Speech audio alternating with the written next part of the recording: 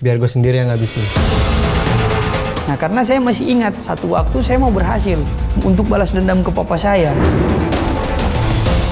Karena saya diajarin keras, saya juga ikutan keras sama anak. Bagi semua anak pasti mendambakan figur orang tua. Namun bagaimana jikalau kenyataannya tidak seperti itu?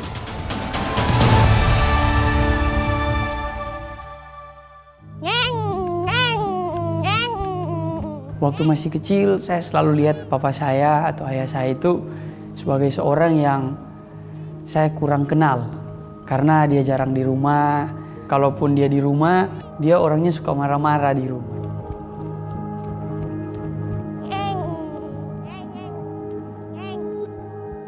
Doni, sini dulu. Sini. Kamu suka main pesawat? Iya dong, Pak. Kalau gitu, bulan depan kan udah mau Natalan. Nanti Papa beliin mainan pesawat yang canggih.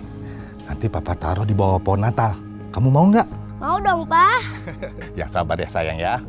Kalau gitu sekarang Doni kejar Papa ya. Ayo. Dia itu nggak pernah nyembunyiin apa yang dia lakuin. Ya kalau mama saya tuh sering saya lihat pemandangan yang dia pukul mama saya. Sering banget berantem. Makanya saya jadi orang yang akhirnya melihat contoh seperti itu dan bertumbuh dengan cara yang seperti itu juga.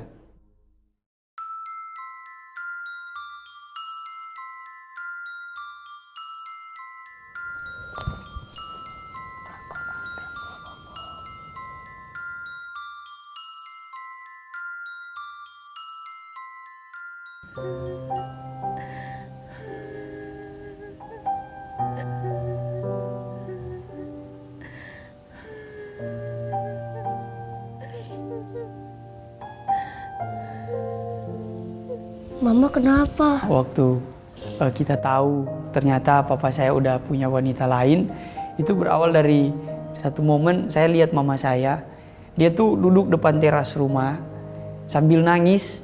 Jadi saya lihat kenapa mama saya seperti itu.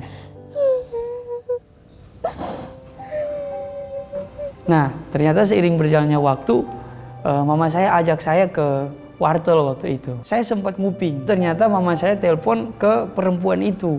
Mama saya bilang, udahlah nggak usah ganggu suami orang. Dia udah punya anak. Nah, disitulah akhirnya saya tahu bahwa papa saya udah tinggalin kita semua. Yang saya rasakan itu hancur banget. Karena nama saya itu Doni. Doni ini nama dari singkatan kedua orang tua saya.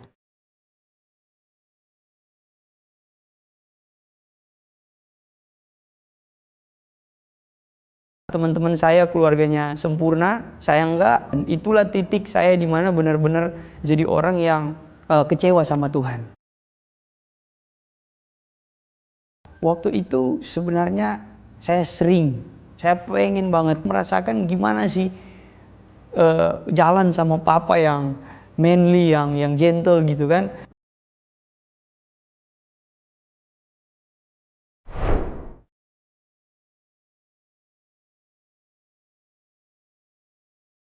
Kalau seandainya dia bertobat, saya tuh pengen banget kita tuh jadi orang yang dekat sama papa saya.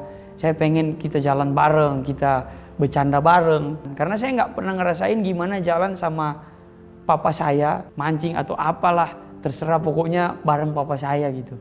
Pengen banget.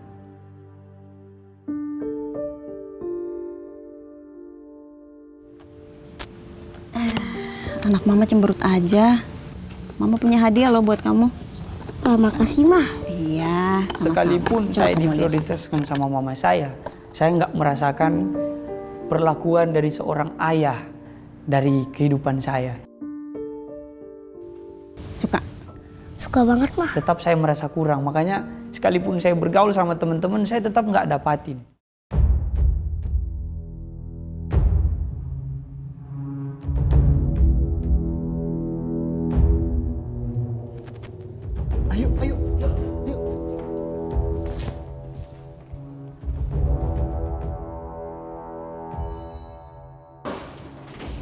Sini ada nih. Oh iya, mana? Bener loh. Lingkungan saya juga bukan lingkungan yang cukup baik dapat dikatakan pada saat itu, karena lingkungan saya juga dapat dikatakan lah nakal lah pada zaman itu. Yuk, cabut. Gua udah tahu. Banyak banget kita dapat hari ini, bro. Yo ilah. Kita pasti bisa ngelakuin yang lebih keren daripada ini. Don, ayo Don, Waktu itu teman-teman saya ngumpulnya memang kadang di kamar, yang mereka lakuin lah mabuk, mereka ngerokok situ. Rumah saya itu sebagai tempat sarang untuk mereka ngumpul, pokoknya semualah bareng-bareng. Gue gak mau ngerusak badan gue gara-gara gituan. Gue lagi kesel banget sama orang. Pengen dan balas dendam gue. Siapa sih? Siapa? Lu kesel sama siapa, Don? Bilang sama kita, Don. Kita habisin bareng-bareng. Gak usah. Biar gue sendiri yang ngabisin. Nah karena saya masih ingat satu waktu saya mau berhasil untuk balas dendam ke papa saya. Jadi cukup saya bergaul dengan mereka tapi saya nggak mau ikutan. Awas kamu, Pak. Kalau nanti saya udah sukses, saya dan Mama akan campakin kamu. Kamu pasti bakal berlutut dan kamu pasti bakal nyesal. Dulu saya punya cita-cita kalau saya udah sukses, udah berhasil, saya mau tuh balas dendam ke papa saya. Dan setelah itu saya tahu pasti seiring berjalannya waktu dia bakalan susah. Nah kalau waktu dia titik dia susah, saya nggak akan bantu sepeser pun ke papa saya. Itu cita-cita saya. Kamu bakal melarat. Saya bisa berhasil tanpa campur tangan kamu, papa saya, dan bisa lebih sukses dari kamu. Dan sekarang rasain lu.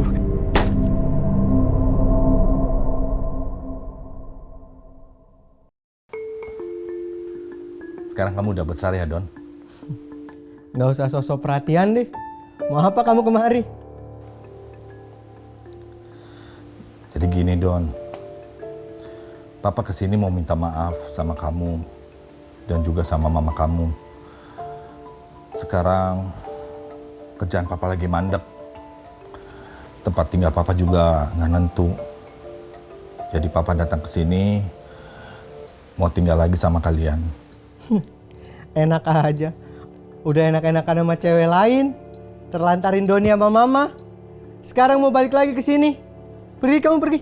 Doni, yang sopan kamu ngomong sama Papa. Waktu itu papa saya memang sempat datang ke rumah biar diterima, biar dimaafkan, dan dia bisa tinggal di rumah itu. Di rumah yang dimana memang sebenarnya itu hak papa saya.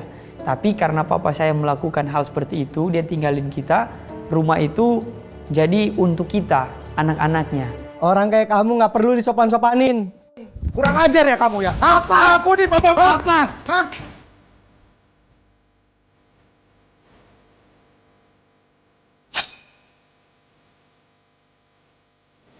Kenapa?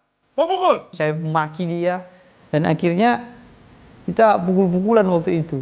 Gak usah udah. Biar aku yang pergi.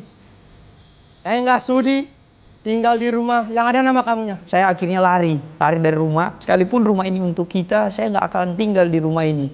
Namanya rumah ini berbau dengan nama kamu, saya nggak akan tinggal di rumah ini. Akhirnya saya lari waktu itu. Doni! Nah!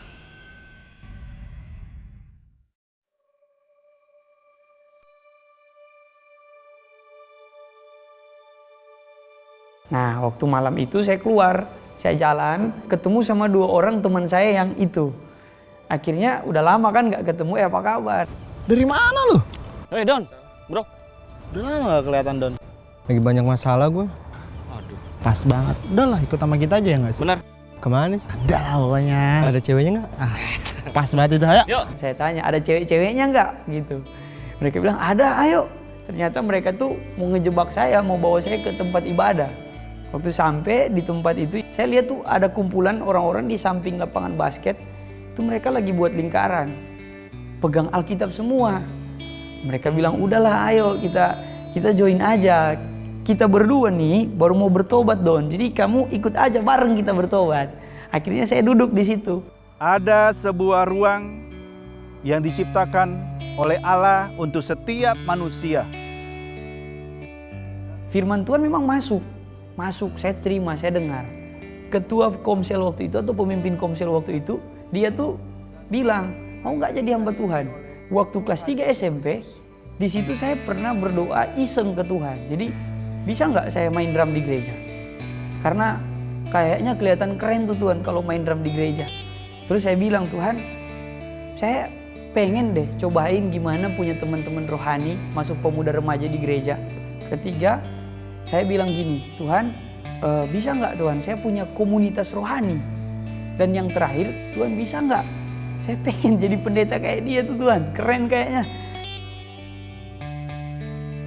Entah kenapa, waktu saya berdoa, saya terima Tuhan, saya memilih untuk hidup sungguh-sungguh. Entah kenapa, hati saya langsung, kok udah nggak ada lagi kebencian kepada papa saya.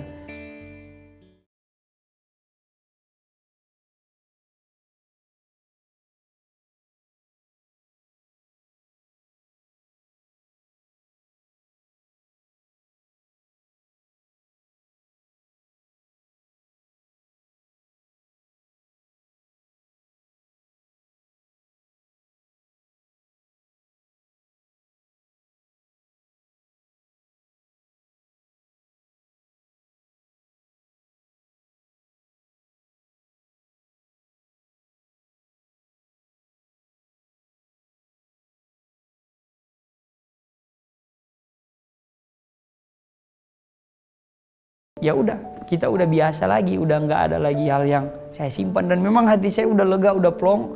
Saya juga udah mengasihi papa saya.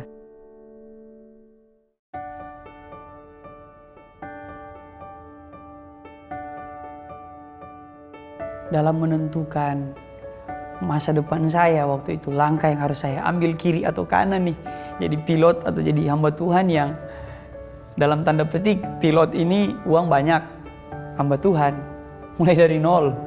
Saya dengan semangat dan dengan keyakinan yang teguh, saya korbankan ini. Dan nggak ada satu penyesalan waktu saya ambil langkah awal. Saya memang benar-benar udah, ini yang dulunya cita-cita saya ini di luar Tuhan. Karena tujuan dan motivasinya juga salah. Dan ini panggilan Tuhan. Saya percaya ketika saya ambil panggilan Tuhan, ambil langkah untuk berkenan kepada Tuhan, masa depan saya akan lebih hebat dari yang saya rancangkan.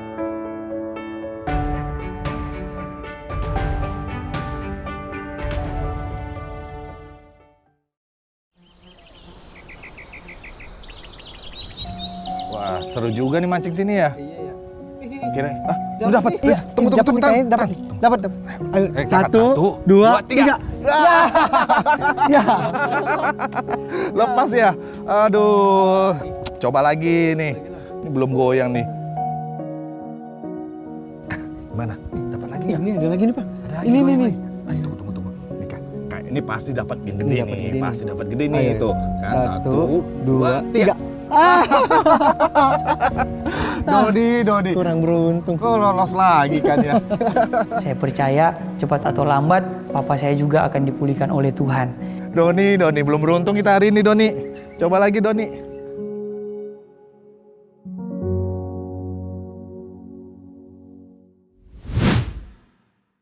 Bagi semua anak pasti mendambakan figur orang tua yang penuh kasih, bijaksana, berbicara dengan lemah lembut, mengajar dan mengayomi bagi anak-anaknya, dan menyediakan waktu untuk keluarga.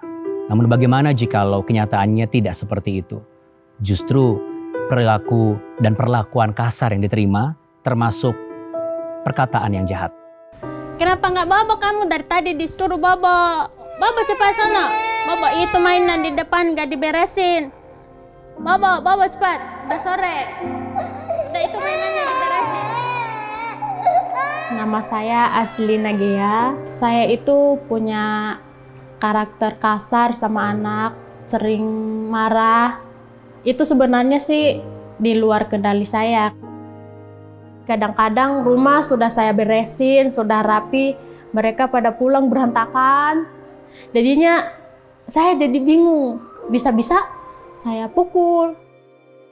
Waktu itu sempat saya tampar. Ya sebenarnya sih dari kecil juga saya pernah digituin. Karena saya diajarin keras, saya juga ikutan keras sama anak. Dari saya kecil itu, ya mama saya itu sering marah sama saya. Sering, ya pernah dia telanjangin saya. Pernah.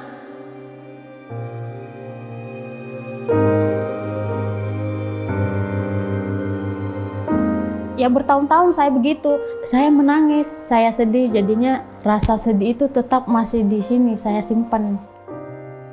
Saya nikah, punya anak 2. Jadi sifat keras dari ibu aku itu, jadinya saya juga melakukan hal itu kepada anak saya.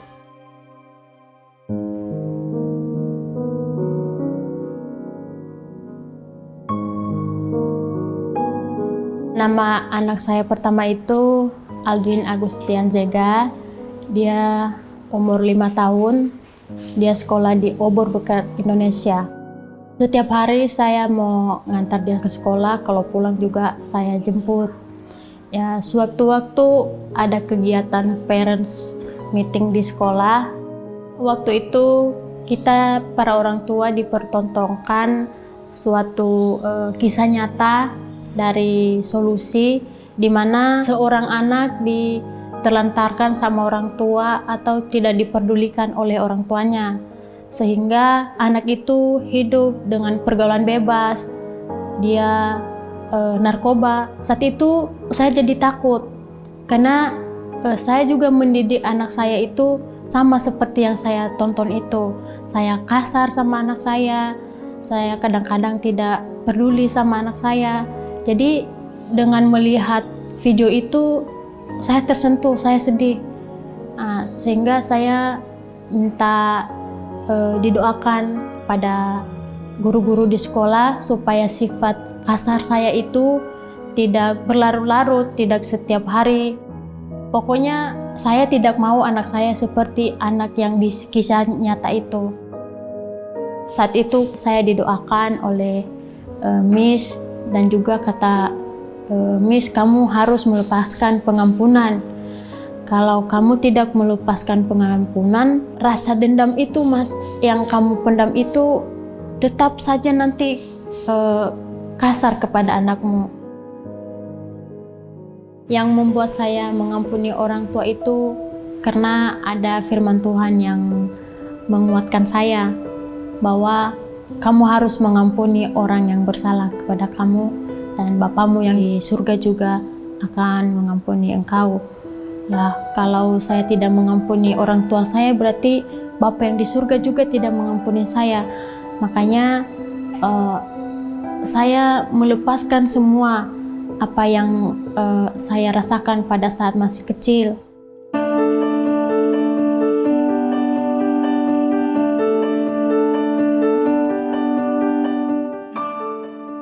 Setelah saya mengampuni orang tua saya, dan saya pun menelpon orang tua di kampung, saya minta maaf kepada Mama.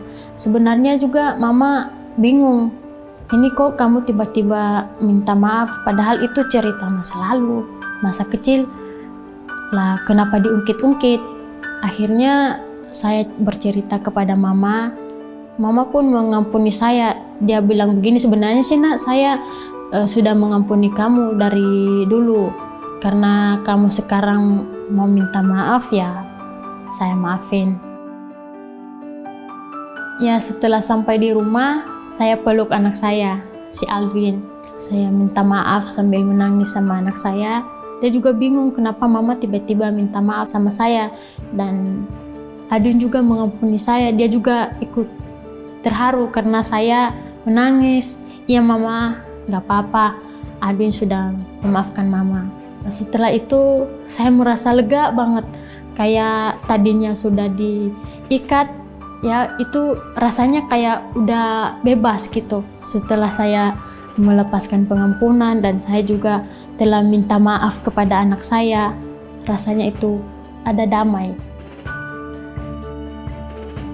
Saya bersyukur dan berterima kasih kepada Obi karena lewat tayangan tersebut saya belajar bahwa mendidik anak itu tidak harus dengan kekerasan, tetapi bagaimana dia bertumbuh dengan baik adalah itu tanggung jawab saya juga.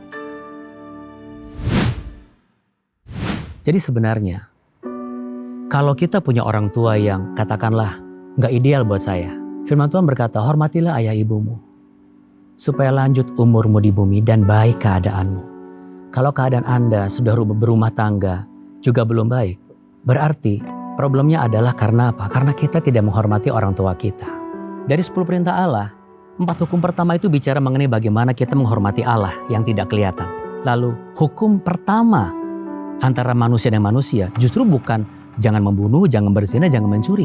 Justru menghormati orang tua. Hormatilah ayah ibumu. Kenapa demikian? Karena menghormati ayah ibumu esensial dengan hubungan kita dengan Tuhan. Layak gak sih kalau saya punya orang tua yang berlaku buruk harus saya tetap hormati? Ini bukan masalah layak atau manners. Ini masalah hukum. Hukum dari Allah. Karena kalau engkau bisa menghormati yang kelihatan, sekalipun yang kelihatan ini merupakan pergumulan dalam hidupmu. Tantangan besar buat hidupmu. Kenapa? Tidak sesuai dengan kenyataan.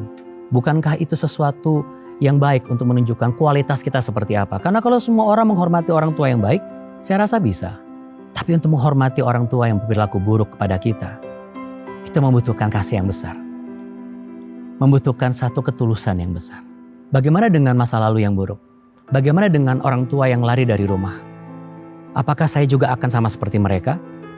Dunia mengatakan buah jatuh tidak jauh dari pohonnya. Seperti buah ini. Kita nggak bisa langsung memandang apakah ini asam atau manis. Lalu ketika kita makan, kita salahkan pohonnya. Tetapi saya percaya, kalau buah yang seharusnya kita anggap ini manis, kemudian dia asam, maka dia akan belajar. Si empunya pohon akan belajar. Bagaimana caranya supaya dia bisa dimanis? Dia akan cangkokkan dengan pohon yang unggul. Saya percaya di setiap diri kita, ada satu tempat bagian agar pribadi itu menjadi sumber yang akan dicangkokkan kepada diri kita. Buruknya masa lalu ayah dan ibu kita bukan berarti kita akan menjadi ayah dan ibu yang buruk. Dan hari ini, saat ini, saya mau mengajak Anda, apapun keadaan Anda, mungkin selama ini Anda merasa nggak bisa melihat wajahnya aja saya nggak sanggup. Tapi bagaimana mungkin kita bisa bilang, Bapa aku mengasihimu. Tapi kita lihat Bapa kita jahat banget nih, benci banget. Nggak mungkin. Firman Tuhan bilang kok, jika seorang berkata, aku mengasihi Allah, tetapi ia membenci saudaranya, ia adalah pendusta.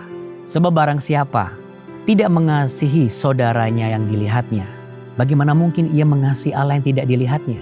Dan saat ini sahabat, kalau Anda bertanya apa yang saya lakukan, yang harus Anda lakukan adalah datang kepada Tuhan sebab dia adalah Bapa yang baik. Itu yang pertama. Kita akan berdoa, Anda akan buka hati, dan Anda akan izinkan bagaimana roh Tuhan akan mengambil alih semua bagian yang selama ini itu benar-benar membuat Anda itu sesak di dada. Pejamkan mata Anda, letakkan tangan di dada, dan ikuti kata-kata saya ini. Engkaulah Bapakku yang baik. Engkaulah Allah yang menyediakan segala sesuatu di dalam hidupku. Saat ini aku datang kepadamu, Tuhan Yesus, aku minta ampun dan aku berterima kasih. Engkau sudah memberikanku keselamatan sebagai anugerah yang selama ini aku belum pernah sadari. Dan saat ini aku mau menerima itu terlebih dahulu. Aku mau menerima keselamatan itu sebagai anugerah di dalam hidupku. Dan aku mau menyambut karya salibmu. Dan aku percaya saat ini juga dengan kuasa kasih-Mu yang aku terima, aku mau lepaskan pengampunan. Sebut nama orang tuamu sahabat saat ini. Sebut nama ayah ibumu, katakan lagi bersama dengan saya. Tuhan Yesus, Isa Al-Masih, aku lepaskan pengampunan. Bukan dari kasih-Ku, tapi dari kasih-Mu. Dan aku berdoa, bukanlah suatu kesalahan ketika aku harus memiliki orang tua yang begitu kasar dan jahat. Tapi aku percaya ketika aku menerima Engkau, aku berubah. Oleh kuasa-Mu, orang tuaku pasti dipulihkan. Dan dengan ini, tidak ada kutuk yang akan mengikutiku. Sehingga aku tidak akan melakukan perilaku dan kesalahan yang sama yang dilakukan oleh ayah, ibu, yang dilakukan oleh orang tuaku selama ini. Dalam nama Tuhan Yesus. Amin. Kalau ada link sahabat 24, sahabat, link itu tidak hanya menyampaikan apa yang ingin disampaikan ketika Anda butuhkan sesuatu, doa, ya seperti yang dialami oleh seorang wanita usia 22 tahun. Dia hidup dengan keluarga yang begitu berantakan. Ayahnya kasar, keras, perlakuannya jahat. Kepada ibunya juga demikian. Pokoknya dia sampai mau lari dari rumah, tapi di tahun 2020 dia hubungi tim kami, namun sempat lagi juga mengalami banyak proses. Dia mencoba melalang buana, cari pengalaman ini dan itu, naik turun kehidupannya. Sempat merasakan kekosongan, tapi kembali lagi menghubungi kami. Dan sekarang dia sudah pulih. Di tahun 2022 ini dia sudah pulih, dan pemulihan itu membawa perubahan perilakunya. Bagaimana memperlakukan ayahnya. Dan ternyata itu juga mengencourage ayahnya untuk berubah juga. Nah, kalau saat ini Anda melihat, menyaksikan, ada satu perkataan Tuhan berkata begini. Dan hai kamu bapak-bapak, janganlah kamu membangkitkan amarah hati anak-anakmu. Tapi didiklah mereka dengan nasihat dan ajaran Tuhan. Ya, mungkin selama ini saya nggak pernah dapat nasihat, saya dihajar terus sama orang tua saya. Tapi kita sudah putuskan untuk itu kan. Apa yang Anda lakukan? Hubungi Sahabat 24, karena mereka pun juga bisa menjadi sahabat Anda untuk bicara, curhat, ngobrol terbuka antara orang tua dengan sesama orang tua. Bukalah diri saudara. Saya percaya ketika Anda mau membuka hati, Anda mau membuka diri, melalui Sahabat 24, bukan hanya pemulihan hati yang terjadi, tetapi pengajaran dan upgrading kita sebagai para orang tua, khususnya bagi Anda, para ayah. Karena Bapak kita baik, Anda pun juga sesungguhnya adalah pribadi yang baik. Jadi jangan ragu untuk hubungi Sahabat 24. Yesus Kristus berkata, "Akulah pokok anggur, kamulah ranting-rantingnya." Ya, Anda dan saya adalah ranting-rantingnya di mana kita sudah melekat dan mencakokkan diri. Berarti kita berpotensi untuk menghasilkan buah yang manis pada akhirnya. Siapa? Anak-anak kita. Generasi-generasi di masa yang akan datang. Ada begitu banyak yang membutuhkan uluran tangan dan kasih Tuhan melalui yang kita donasikan. Segera scan QR Code yang Anda lihat tertera di layar saat ini. Tapi jangan lupa bubuhi kode 09. Contoh 100.000, 1 juta, berapapun nominalnya. Bubuhi 100.009. Dengan demikian kita akan menghasilkan buah generasi yang takut akan Tuhan dan tentu saja harapan kita generasi yang menghormati ayah ibunya. Generasi yang lanjut umur mereka dan baik di bumi. Sehingga semua kutuk dari perlakuan orang tua kita yang dulu putus. Setiap orang tua menjadi orang tua ideal. Amin. Ya. Nah, untuk menguatkan, Anda perlu untuk masuk di website kami, yaitu www.jawaban.com, follow Facebook, Instagram kami, dan juga YouTube channel kami Solusi TV, subscribe untuk setiap video-video yang benar-benar memberkati sahabat. Dan ada begitu banyak juga kan, mereka yang membutuhkan informasi dan tayangan yang memerdekakan mereka juga. Saya percaya, sekalipun kemarin kita bukan pribadi yang hebat, tetapi begitu di dalam Tuhan, kita menjadi hebat. Kenapa? Karena apapun masalahnya, bukankah di dalam Tuhan selalu ada solusi? Betul nggak?